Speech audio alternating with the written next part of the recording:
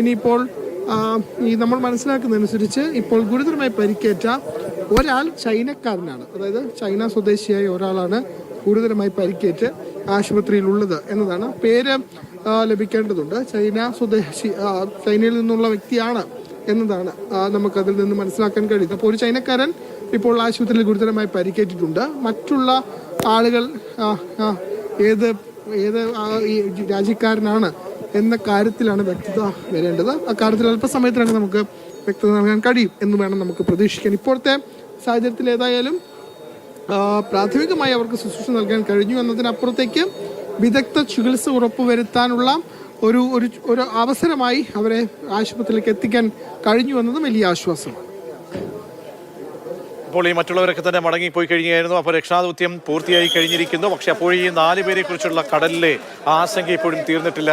അത് സംബന്ധിച്ച് എന്തെങ്കിലും പ്രതികരണങ്ങളോ മറ്റോ പ്രാശിപരമോ അവർ നടത്തിയിട്ടില്ലെങ്കിൽ കൂടിയും ഇപ്പോൾ ഫെലിക്സിലേക്ക് നമുക്കുടൻ എത്താം.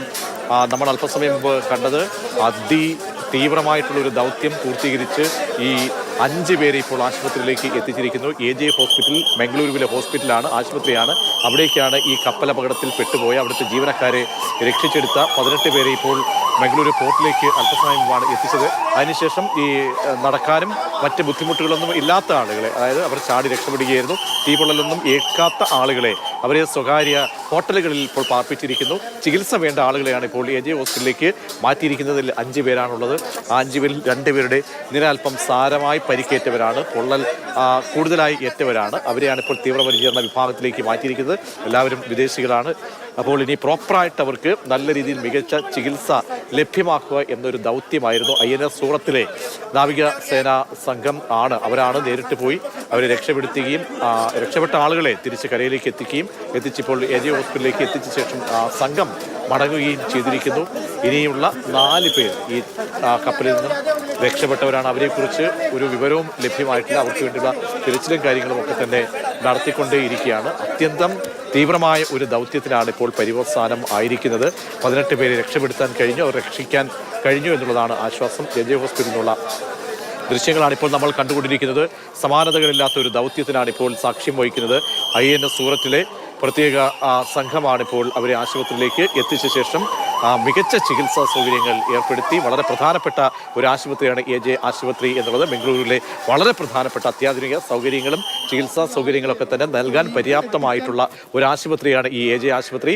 അവിടെ മികച്ച ഡോക്ടർമാരുടെ ടീമുകളൊക്കെ തന്നെയുണ്ട്. അപ്പോൾ ബേണിംഗ് ICUവിലൊക്കെ തന്നെ ഇവരെ മാറ്റിയിട്ടുണ്ട്. ഈ 2 പേർക്ക് അല്പം നല്ല രീതിയിലുള്ള പൊള്ളലാണ് ഈ 2 പേർക്ക് ഏറ്റിരിക്കുന്നത്.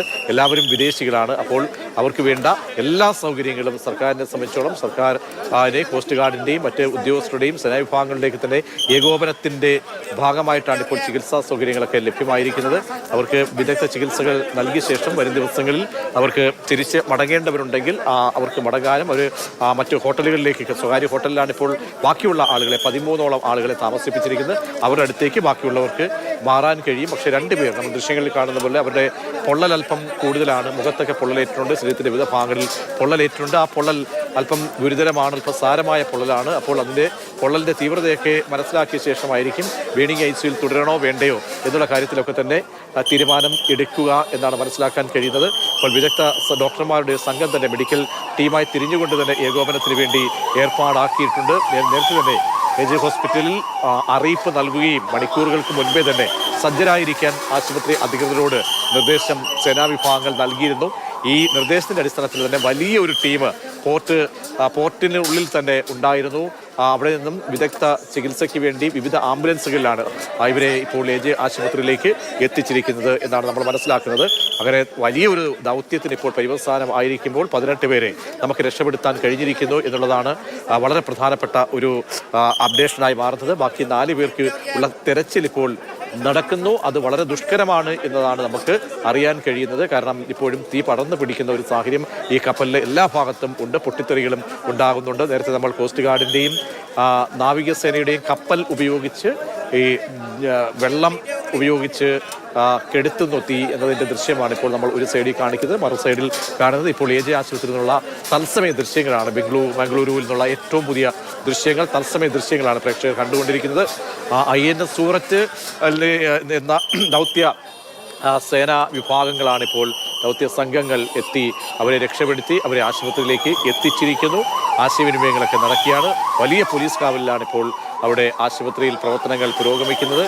വിദേശത്തുള്ള നാവികർ ഉൾപ്പെടെ ഉള്ള ക്യാപ്റ്റൻ അടക്കമുള്ള ആളുകളാണിപ്പോൾ 18 പേർ അടങ്ങിയ സംഘം ഇപ്പോൾ മംഗളൂരു പോർട്ടിലേക്ക് ഏറ്റവും കൂടുതൽ ആക്സസ് കിട്ടാൻ സാധ്യതയുള്ള അല്ലെങ്കിൽ ആ ദൂരപരിധിയൊക്കെ നോക്കുമ്പോൾ മംഗളൂരു ആശുപത്രിയിലേക്ക് എത്തിക്കുക. നേരത്തെ ബേപ്പൂർ ആശുപത്രിയിലും അങ്ങനെ ഒരു മുന്നറിയിപ്പുകൾ നൽകിയിരുന്നു എന്നാണ് നമ്മൾ അറിയാൻ കഴിഞ്ഞത്.